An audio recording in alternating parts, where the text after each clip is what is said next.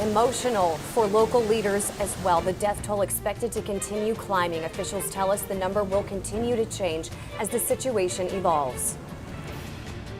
She was panicking, something severe. Story of survival in the middle of all of this devastation. A man who alerted rescue crews to a girl clinging to a tree shares what happened after she was saved. News 4 San Antonio at 10. We're here for you. Thanks for joining us tonight. I'm Jonathan Martinez. I'm Mandy Noel, and we continue breaking team coverage on the deadly floods in the Hill Country. We've kept you updated all day, and we will continue to bring you breaking developments as we learn them. Tonight, we do have a team of reporters live for you on the ground and out in the elements to bring you the very latest details of this flooding tragedy. So we're going to get to what we know right now. So far, 43 people are dead, 15 of them children in Kerr County. 27 people are still unaccounted for, missing from Camp Mystic. 4 people are confirmed dead in Travis County, 3 others in Burnett County from the same storm. An unknown number of people are missing from other locations. The governor says this is still very much a search and rescue, not a recovery effort. There are no more updates planned again until tomorrow morning. Also tonight, your South Texas Ford dealer Sky Ford giving us our first look at Camp Mystic after Friday's deadly flood from up above. You can see the front of one of the buildings there has been torn off, debris scattered all across that camp, truly giving you a scope of the damage and destruction there in that area. When the flash flood hit in the middle of the night as the campers slept in their bunks, the camp was overwhelmed. And tonight we learned from the Kerrville Daily Times the camp's longtime owner and director, Dick Eastland, is among those confirmed dead. An editorial posted by a former camper says Eastland put camper safety above all else. She says his last sacrifice was working to save the lives of campers.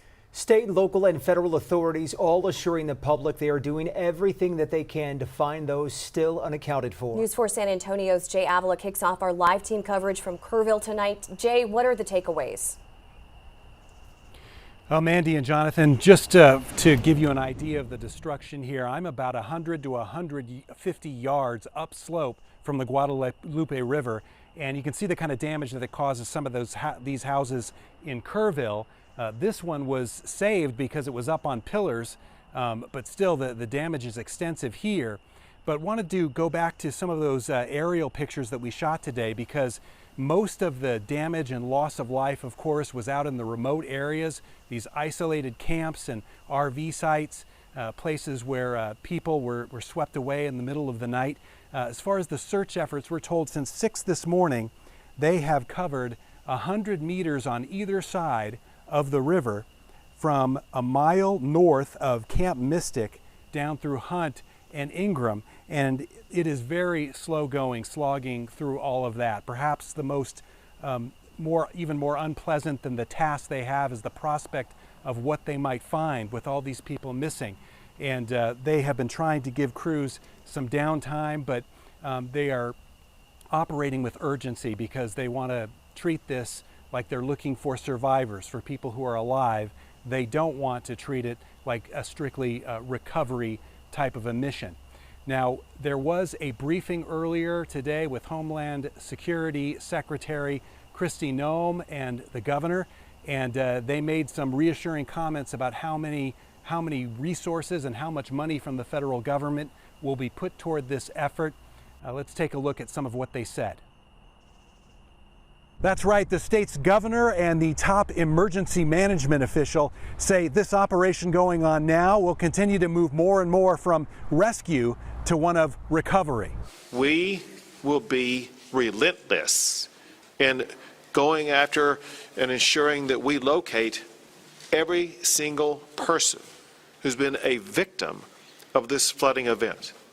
We're not going to stop today or tomorrow. We will stop when the job is completed. Texas Governor Greg Abbott talked about the hope of finding survivors, but also about those loved ones lost. We will find every one of them. Dozens of people are missing from the Friday flash floods that ripped down the Guadalupe River in the Texas Hill Country.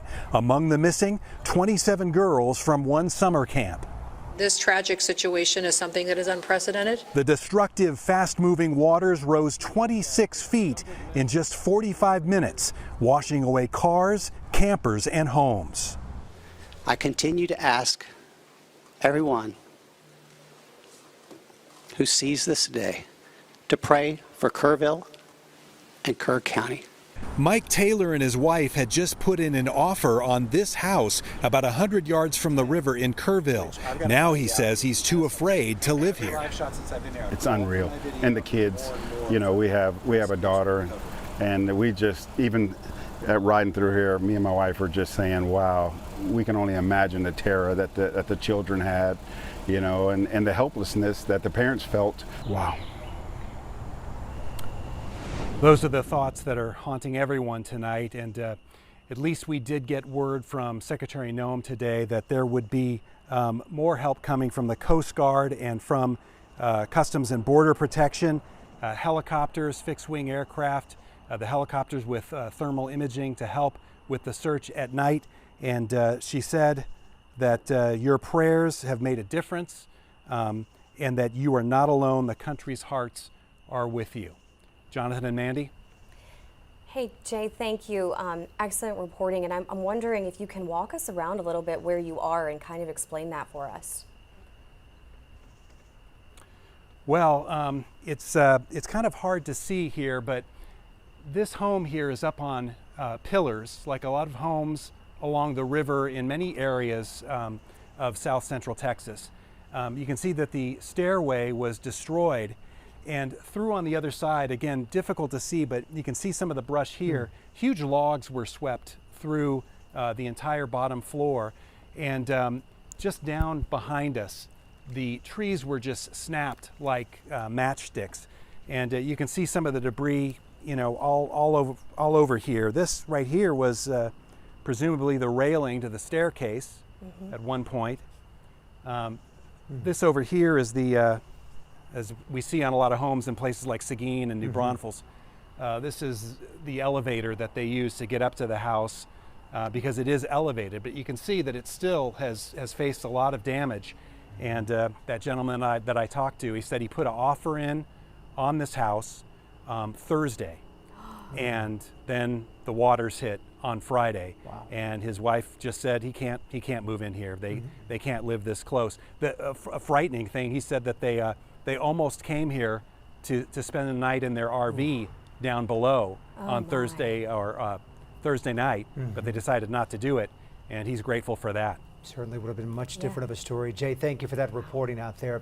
Tonight, we are also hearing from a man fearing that his brother and his family were swept away at the height of the flood. He is now looking for his brother, his sister-in-law, and their baby. News 4 San Antonio's Zach Hedrick continues team coverage in Kerrville live tonight. Hey, Mandy, Jonathan, yeah, this is a story that we've been following since late last night, and I want to give you a sense of where we are. We're about a couple of miles south of the main Kerrville town center, and I know there's not a lot of light in this neighborhood, but you can kind of see behind me some of the destruction that the floodwaters left behind. You see that one of the cars of this family has been recovered, and then you see the steps. You can maybe kind of make them out leading up to the house that's no longer there on that foundation. We learned today it got swept maybe at least 50 or even 60 yards down to where you see the lights on that police car there down at the far end of the street. So that is a long way for this house to be traveling. And as you mentioned, 3 people were inside that house when it got swept away. A man by the name of Leo, his wife Natalia, and their young baby boy under the age of 2 by the name of Carlos. Today I spoke with his brother Miguel Romero. They've been out here since early this afternoon digging through the debris with their bare hands.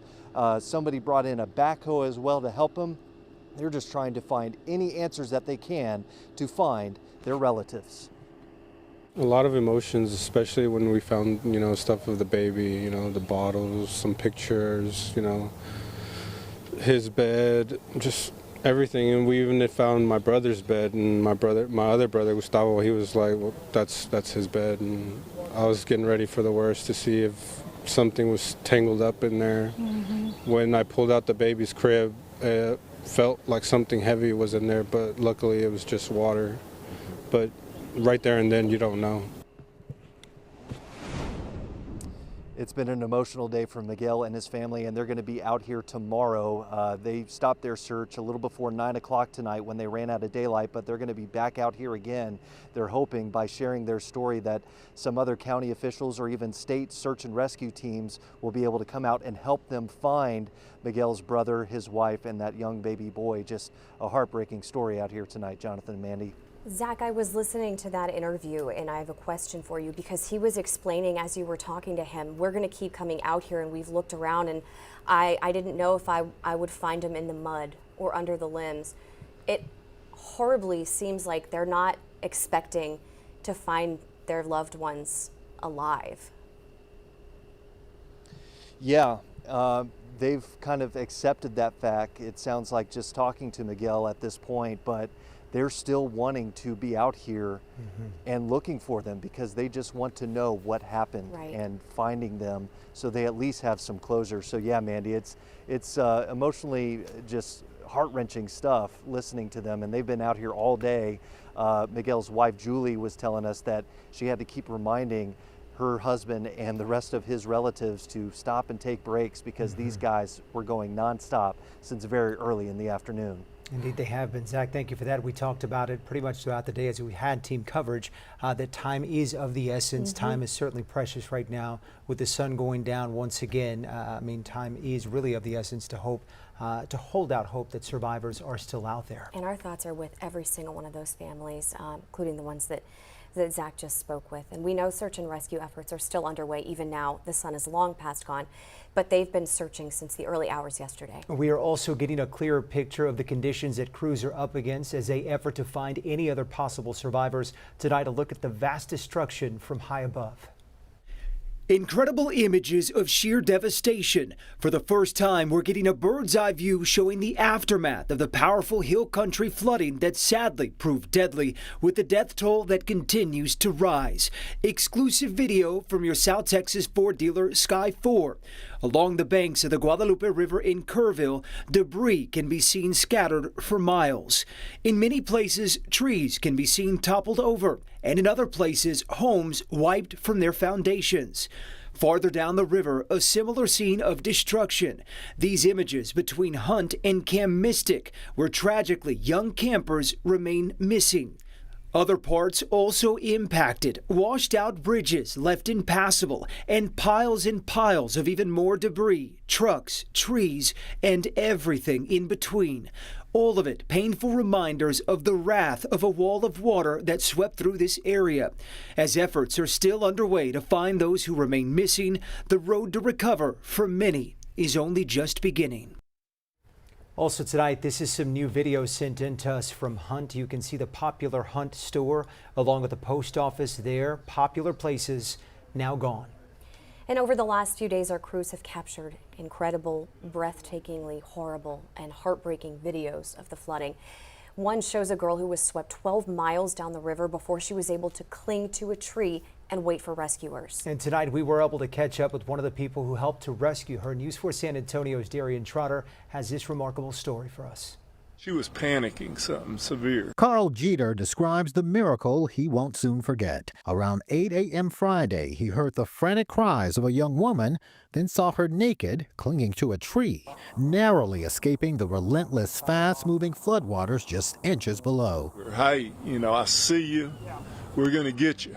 Hang on. We're going to get you out of that tree. It's going to be all right, but you need to hang on. Carl says he yelled back, letting her know he had seen her and that he was calling 911. He waited 20 minutes, then decided it best to drive into town and alert first responders in person. I wasn't sure she was hearing what I was saying for sure. Emergency crews showed up with 2 boats and in short order safely lowered the woman from the tree. Turns out she had been clinging to that tree for hours. It was just a feeling of hope that, she's going to be all right, and she just wanted to hug me. That's all she wanted to do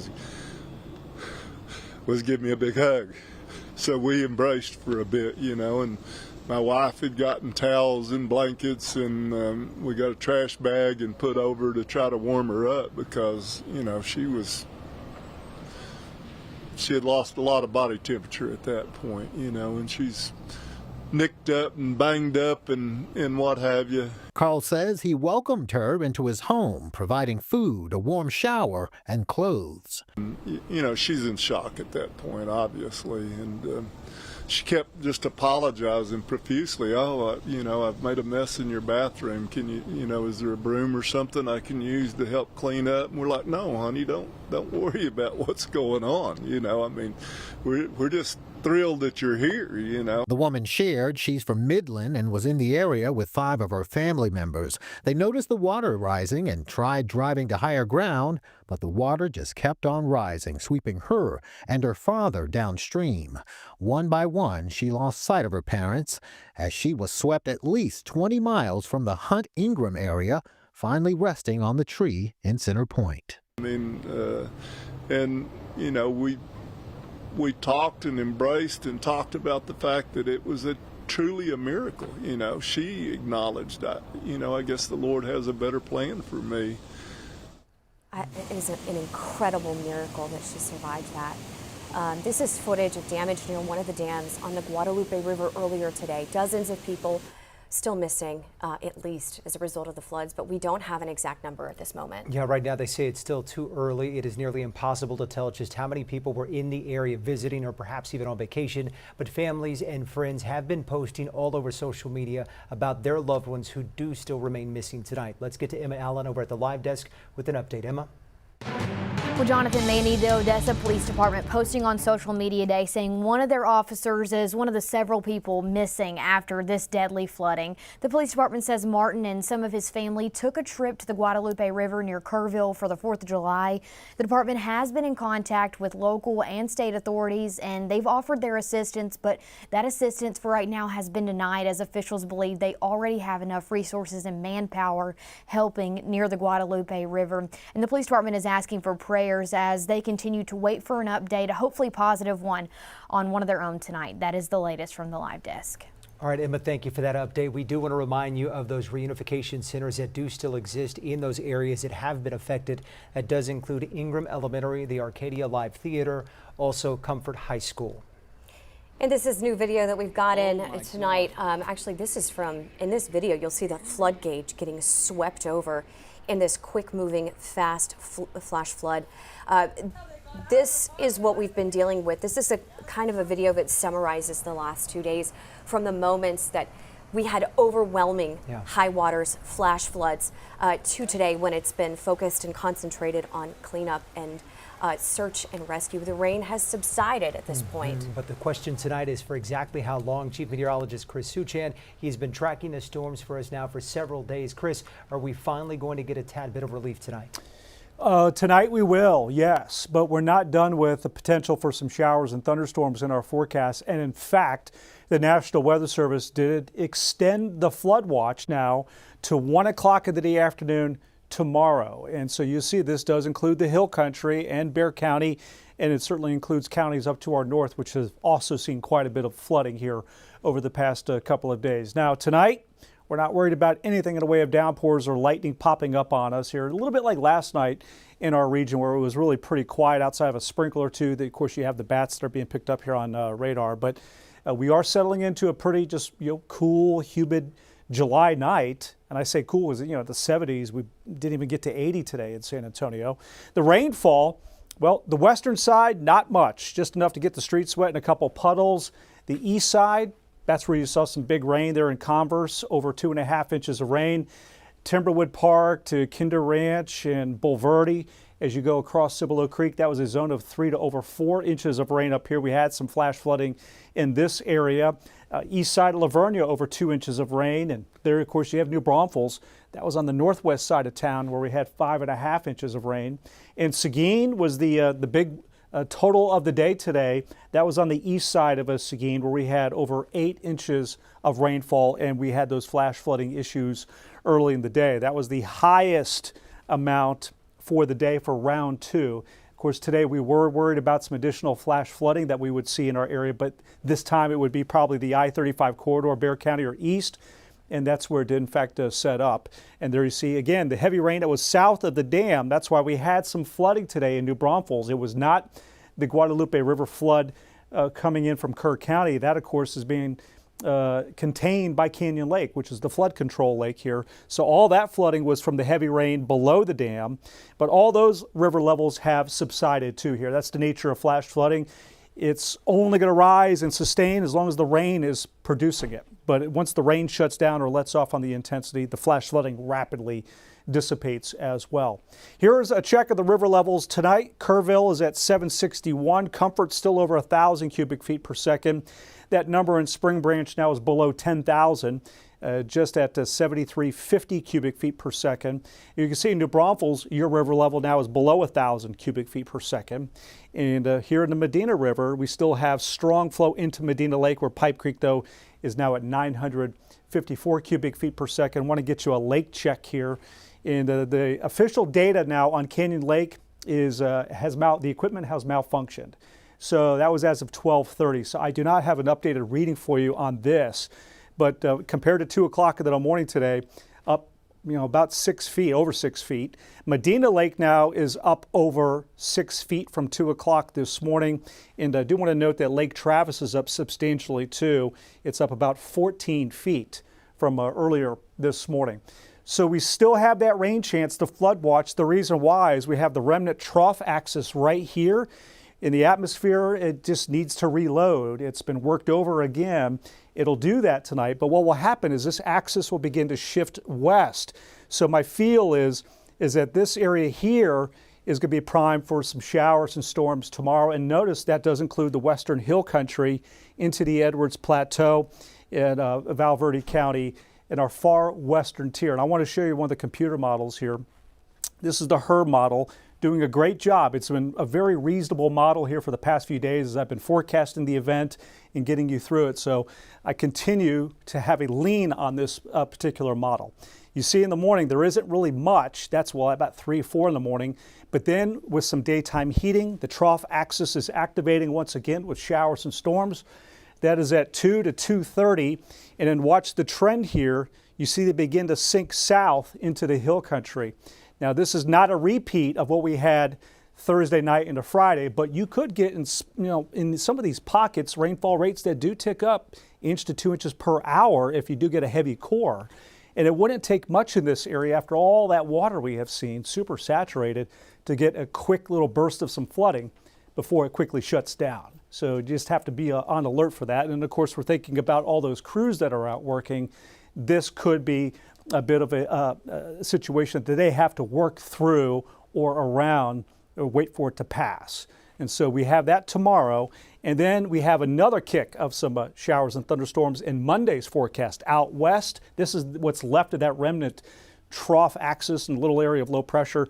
And we may get 1 or 2 of them into Bexar County before the day is done. So total rainfall, I think that this could be a little underdone in some cases. In this case here, I'll ask you to use the color table that I have. You see a blue shading, that's a 1/2 inch or more of rain. That's a better indicator to kind of give you an idea.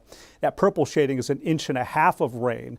And so, portions of this area over the course here of the day tomorrow into Monday could still pick up some additional rain on those areas that have been in flood here. I'll show you our in-house computer model and the extended forecast beyond. That'll be coming up after the break. We're back right after this.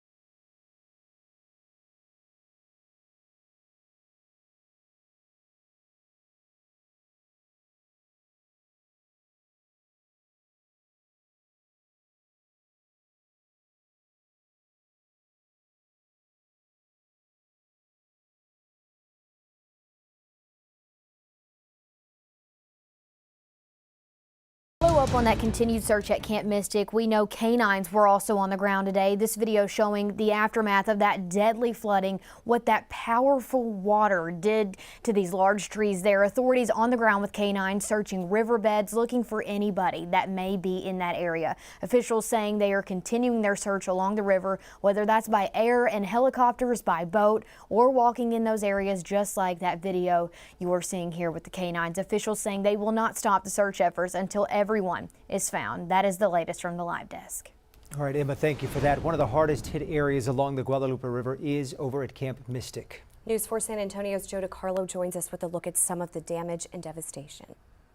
We are here along the banks of the Guadalupe River, and behind me is Camp Mystic, where 27 remain unaccounted for this evening. And you could see the devastation left behind from Friday morning's flood. As the Guadalupe River rose over 30 feet, that brings the water level over this road here, Texas 39, in about the height of those cabins where you see that green roof. That is how high the water was as it rose. Now, 27 remain unaccounted for. However, there are some miracles from Camp Mystic as the survivors here.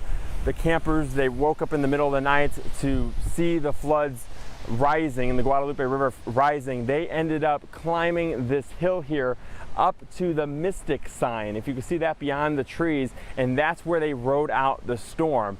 And that is just miraculous.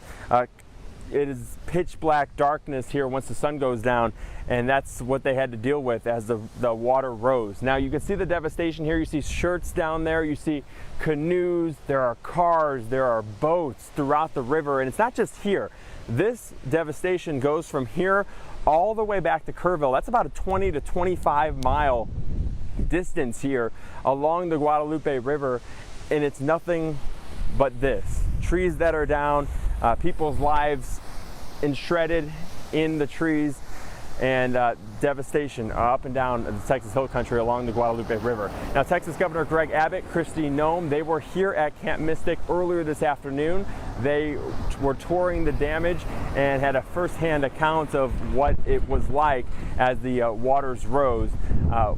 Law enforcement has been here all afternoon. We've had Texas DPS helicopters, Border Patrol helicopters continuing search and rescue dogs combing through the debris until everyone is accounted for. And once the sun goes down, this search and rescue will not stop. It will continue until everyone is accounted for. I do want to point out the community of Kerrville and the entire Texas Hill Country. As we were driving in, people were on the side of the roads. They had signs that said free water. We've had people driving up and down this street here, asking the media, asking first responders, hey, do you need anything? There are tacos, there are burgers that you may need, and they were just handing that out. So that just shows the community and how resilient they are, and they will push through. They will all come together and rebuild after the devastating floods that we've seen here. But it's going to be a long next few days as the search and rescue continues, and we will continue to keep you updated. But from the Guadalupe River, along the Guadalupe River here in Camp Mystic,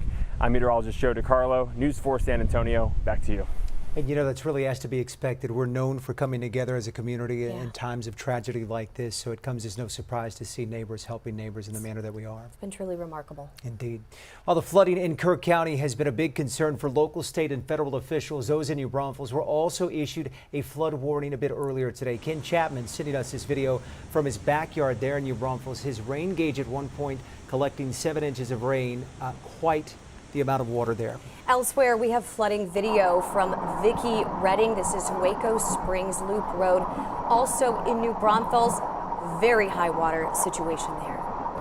Seguin also had heavy rainfall today. This video was sent to us by Jose Correa, showing us the torrential rain in his area around 10 o'clock this morning. There were also video this is of river rescues. This is going to be out in Seguin. Of course, this is one of the reasons we tell people turn around, do not drown. Sadly, though, some people do get stuck in this. Fortunately, though, those individuals there were rescued, but those are images that we certainly don't want to see more of with those still impacted by the flooding. Yeah, absolutely. It's been hard to see all of this. And it was bad enough yesterday, but to hear that there's more death from our other neighbors in the surrounding areas and other parts of Texas today from this same storm system.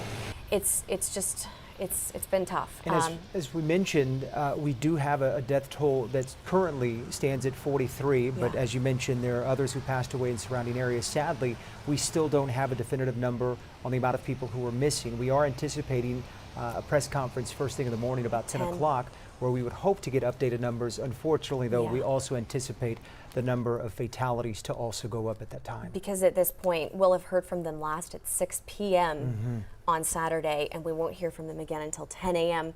tomorrow. So, you know, hopefully a lot of what they're finding right now is people who have survived, but we do expect that death toll to go higher. You know, we hold out for hope, and that's what we ultimately are praying for. But at least the conditions outside now, Chris, aren't preventing them and making it more difficult.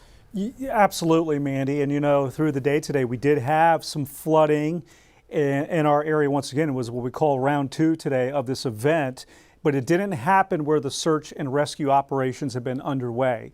So that would have been a different ball game today if we had those additional torrential downpours form over this same area up here.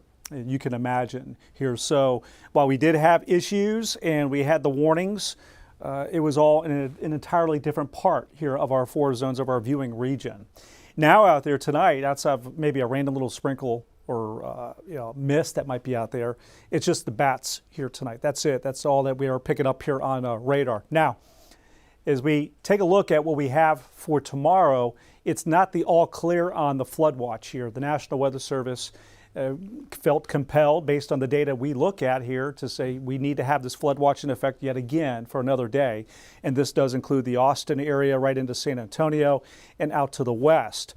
And right now, if I'm to kind of put my forecast estimation on where I feel this watch could realize some downpours that this watch is in place for, it's going to be more on this side here for the day tomorrow compared to the I-35 corridor. But as we have seen with this little feature and a little trough axis, you don't want to underestimate it anywhere in our area. So flood watch is in place. This is 24 hours worth of radar, and you could see that this is going back to last night, where the big storyline was this little guy right here. See how it was stalled out, then it was training over the same area, and then there was more flooding up here through the day today. They have had major issues up here. RV parks wiped out up around Georgetown, 10 to 20 inches of rain in this zone up here, Lake Wade to Marble Falls. And then you had the batch that was down here in our area that just barely made it into eastern and in northern Bexar County. So to kind of give you an idea, just through today on the rainfall, you can see there's that big bullseye of 10 to, there's a spot of over 15. This is an area of 10. I saw one gauge. It was almost about 20 inches of rain in this area. And then you have here to here. And then if you were to couple that with what we had from Thursday night, Friday, you have this area aligned with it, plus up here to San Angelo too. So this is a historic natural disaster for Texas as it goes into the record books when all eventually is said and done. It's in there now, but we're not done writing the chapters on it just yet. Again, if you missed, this is a check of the river flow. We do this in cubic feet per second. And so, of course, Thursday night into Friday, these values here are well over 100,000 cubic feet per second from Hunt into Kerrville as the water was raging. And into Spring Branch, the peak was at 42,000 cubic feet per second, which actually was under the forecast level. It was forecast to peak closer to 75 to 78,000. So the gauge height with that was about a little over 30 feet there in Spring Branch. Now it's still over 7,000, but it is slowly decreasing. And New Braunfels, which reached moderate flood stage today near 12,000, is now below 1,000. So you can see the rivers are all calming down. We do not have flood conditions in play right now. The lake level check, Canyon Lake, again, the equipment has not put out new information since 12:30 this afternoon. So in that mere span from 2 in the morning to 12:30, Canyon Lake rose about 6 feet. And so where it was down over 31 feet, now it's just about 25. That's as of now, but you know that if that data were to kick in, we get an update, that value is a lot higher. Medina Lake is up 6 feet, a little over 6 feet now. Lake Travis is up about 14 feet from 2 o'clock this morning. So the setup for tomorrow, there's that remnant trough axis. It's still in our area. So this is all just a false sense of security. When you see that the atmosphere has calmed down, it just needs to reload. And as this feature moves west, everything's going to start to pump up again out in this general area right out in here. And then what develops here is going to have probably a tendency to try to settle to the south. So that's what you'll see with our future radar here. This is the HER computer model. Not much in the morning. Then as we get a little bit of heating, you see how that remnant trough axis, which is here in the mid levels of the atmosphere, starts to percolate with a few showers and storms. So if you're in Val Verde County, especially Edwards, Real, Kerr County, Bandera, you want to watch those radar trends as everything sort of settles south. And while this is not a severe risk, we're still solely looking really at the flood potential. Even just these small little downpours where you have super saturated soil, you want to be very careful because it's highly sensitive to any additional downpours. So we'll be watching that there from Kerrville down to Medina, Vanderpool, working through Lakey into Rock Springs. And then it falls apart gradually through the evening out here. Anything that's further east is a little bit more hit or miss in variety. Not expecting to see flooding in this general area like we had earlier today. And then on Monday, we start with some scattered showers perhaps. Then we see what's left of this feature still able to throw out a few showers and storms in our western zone. Meantime, you look to the east and you see that's more of an isolated chance, and maybe we finish out the day on Monday with a shower or thunderstorm coming in around Bexar County. And then the total rainfall, and I pointed this out moments ago. You look at some of these little values here, and like I said, going into Thursday night, don't focus exactly on one spot when you see the forecast. You have to allow a little wiggle room. And so that's where I choose to use the color table as a little bit of a better player here on terms of expectations. And that's a 1/2 inch to 1.5 inches plus with these shades of purple that are in here. And again, that's through Monday too, so I do want to point that out. This is 48 hours worth of rainfall. Now here's our in-house computer model. In the morning into the afternoon, not much. Then you see with a little bit of heating, we are able to bubble up a couple of showers or thunderstorms, very hit or miss, nothing that's organized and putting us into flash flooding. There too, you see how the two models have those similarities with this batch developing here to the north. So that tells you as a forecaster, when you see what we call model consensus, you boost your confidence on some level of expectation. And it too is settling south. It has a little bit more of this cluster right here. That would have some high rainfall rates in here, and that could be anywhere in this general zone, right in here. And then it fades out, and then on Monday, we get another kick of a few showers of storms, less out here to the west, so there is some differences between the models, and it's now favoring this more of this onshore push off the Gulf coming in. And then on Tuesday, it still has the push off the Gulf. This is more sea breeze driven, showers and a couple thunderstorms that do punch inland. So total rainfall on this model here, it does have that bullseye tomorrow, pumping out a 1/2 inch to about, getting up to over 2 inches, 3 inches of rain in this general zone up in here. So we do want to watch, because any little shifts, if it does develop up here and sink south, needs to be monitored here, especially for western Kerr and Bandera County into Real, where there was some flooding also in Real County with the Frio. And elsewhere, you can see through Monday, we could get a couple pockets out here into our eastern zone. Our Raul B. Rodriguez Law, downtown weather cam view. Again, the high today, right around 80, 70s to around 80. 5th day of July with all that clouds and the rain we had. And it's 79 now. It is really humid. Tomorrow is going to be hotter, but it's still a day that's below 90. It's going to be about 88. It'll feel like it's in the 90s with the humidity. And the rain chance will build to 30%. 7-day forecast will go to 91 on Monday. I still have the isolated chance of a shower or thunderstorm Monday and Tuesday, and then pulling the plug on the rain chance for the rest of the week into the next weekend. Saharan dust will become our next weather maker ahead. That's a big thick plume of it coming in into our skies around Thursday of next week. Out west, we have 88 tomorrow. I do see scattered showers and storms for the next couple of days. The hill country again tomorrow, especially the central and western part of the hill country. Eyes on radar tomorrow for showers and storms, and there in our eastern zone, we do have a couple of opportunities ahead to be sure over the next few days. The temperatures in the lower 90s Sunday right into the first part of next week. That is your forecast. We're going to be back right after the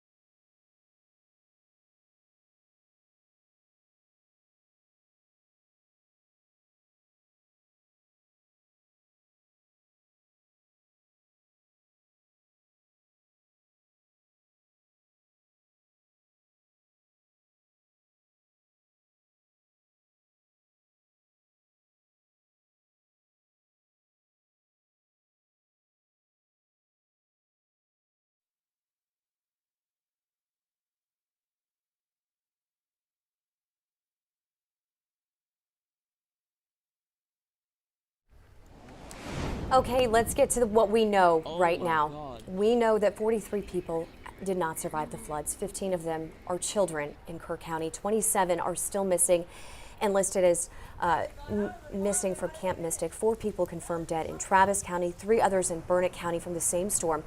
It's a total of 50 people from this storm system. An unknown number of people are missing from across our region, across the state. The governor says this is still very much a search and rescue, not recovery effort.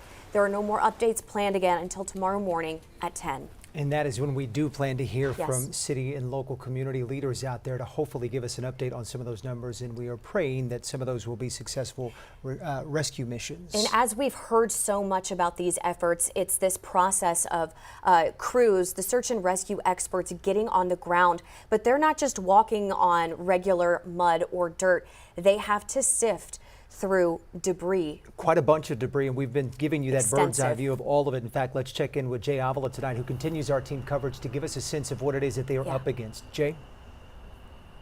Well, Jonathan and Mandy, I just thought this would be a good illustration. I'm underneath that elevated house that I showed you a little bit earlier that is only standing because it's on these concrete pillars.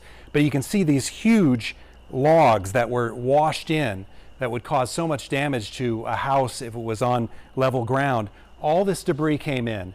You can see all these logs and limbs and other types of debris with exposed nails on them. This is the kind of stuff that the searchers are having to work through and to check. And so it's dangerous for them, but it's also very painstaking, very difficult job. They looked exhausted when they came in for their breaks. For a while I was out at the gathering point for them where they would take a break and be able to have that downtime before they go back out. So everyone here expressing a lot of appreciation for these hundreds of people from many different state and local agencies, federal agencies as well, who are out there using all of the resources that they have to try and locate any survivors at all. We know that with every hour that goes by, it becomes more and more unlikely to find people alive, but no one is giving up hope. Back to you. Thanks a lot for that. Wonderful sentiment there, Jay. Thank you. The Houston Texans have pledged $500,000 to Hill Country communities impacted by the flooding. On Instagram, the McNair family, which owns the team, says they are heartbroken by the loss and damage that our neighbors in the Texas Hill Country have endured. We are especially devastated to hear about the children who are still missing, and we are praying they are reunited with their families soon. Our hearts will remain with everyone affected, and in addition to our donation, we will continue to support the search, rescue, and recovery efforts in the coming weeks. Also closer to us here at home, the Spurs releasing a statement about this tragic flooding. The team saying that they are heartbroken by the tragic flooding in the Hill Country. To every family grieving and every first responder helping others through the worst, please know the Spurs family is with you and holding you close in our thoughts. Our hearts are especially heavy for the children and their families whose lives have been forever changed. And a lot of you want to know what you can do to help. Cross Kingdom Church on Junction Highway in Kerrville is accepting donations of clothing, non-perishable food, and toiletries. And here's something else. Throughout the course of this newscast, I've been on the phone chatting with Kerrville Pets Alive, and President Karen Guerrero says they are the boots on the ground when we're talking about looking for missing pets with pet assistance and recovery in Kerr County. She says this is a retirement community for some of these people. Their pet is their only companion. They're giving medical care and resources for displaced pets. They're helping the owners, and so they're asking for donations. She says pets are just now being found. Sadly, many are deceased. But as they're being found, the shelter is taking pictures and identifying information.